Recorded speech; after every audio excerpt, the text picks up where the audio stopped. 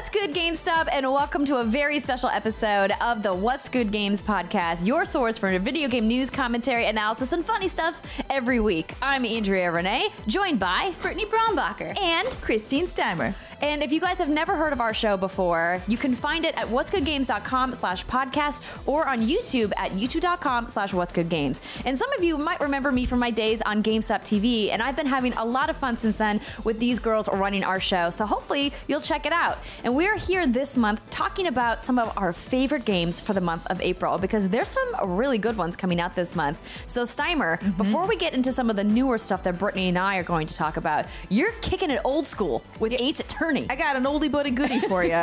Yeah, so Ace Attorney, the trilogy, is a bundle of games that obviously came out way back in the day. I think Game Boy Advance was the first thing they were on. But this is the first time they'll be available to me on a platform that I own. So I'm very excited to finally dive into this series and learn more about Phoenix Wright and his story. If you don't know what Ace Attorney is, you play as Phoenix Wright, who is a defense attorney. And basically you're going through different stories trying to solve crimes. And that sounds pretty fun to me. Not to mention, this game has created a lot of internet memes, therefore that has made me even more interested in it. Yes. I want to experience the memes firsthand. I object to your memes.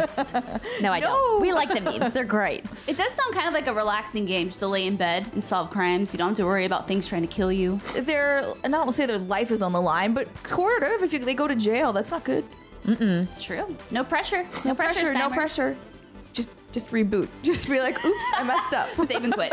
Yes. Making a hard pivot into the game that I'm pretty excited about for the month of April is Mortal Kombat 11. I was pumped when Ed Boon announced this on stage at the Game Awards last year and really didn't see this close release date in the cards, but I'm so happy that it was such a short amount of time from when they announced the game to when it's actually coming out. So Brittney and I had the opportunity to go to the reveal event in Los Angeles not too long ago and get our hands on with the game, and it looks incredible. I'm really excited for what they're doing narratively. Of course, we saw Raiden at the top of that cinematic with Shinnok and everything that goes down between them, and then of course in comes Kronika, who is this new villain, or is she a villain? Question mark. Dun, Who's dun, to dun. say? But I love what they're doing with the time traveling aspect of it, to say, hey, we're gonna bring back some of these old characters, some of these alternate characters from previous iterations of the game, and kind of meld them with some of the new characters. You've got mainstays like Scorpion and Sub-Zero. You've got some of the newer characters like Cassie Cage, and I thought it was really fun that they brought in Ronda Rousey to do the voice of Sonya Blade this time around. And of course, you know, Johnny Cage is back too. Right?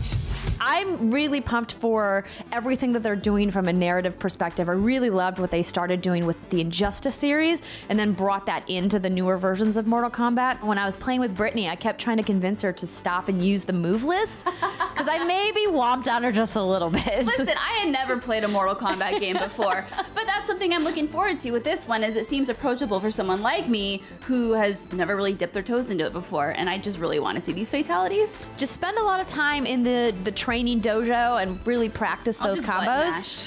You'll be good. She's not going to practice. She's just going to hit all the buttons. And Hit that's all the fine. buttons. That's a thing you can do. It's true. Hey, listen, button mashing is a legitimate strategy. Just like camping.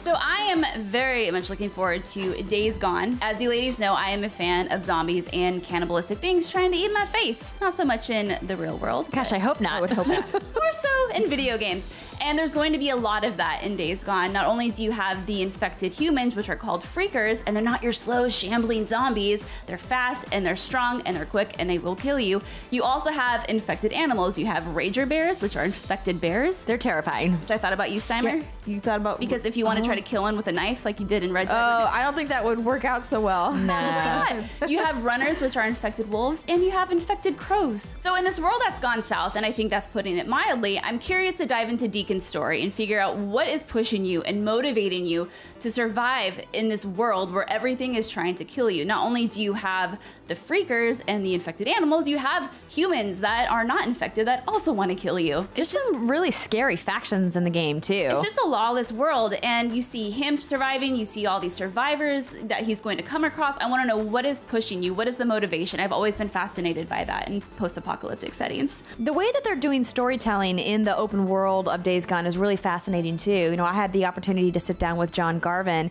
and talk to him about the storyline feature and how they're weaving those side quest stories into the main narrative arc. And it's going to be really interesting to see how it plays out once the game finally releases. And if you guys want to see a more in-depth look at that gameplay preview for Days Gone, we've got a 20-minute video with new gameplay that you can check out at youtube.com/whatsgoodgames.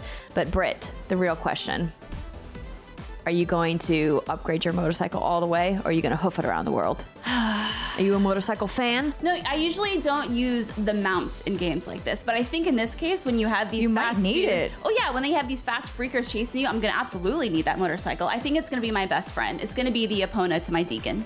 Aw, that's really adorable. cute. No, it's not really though, if you think about it.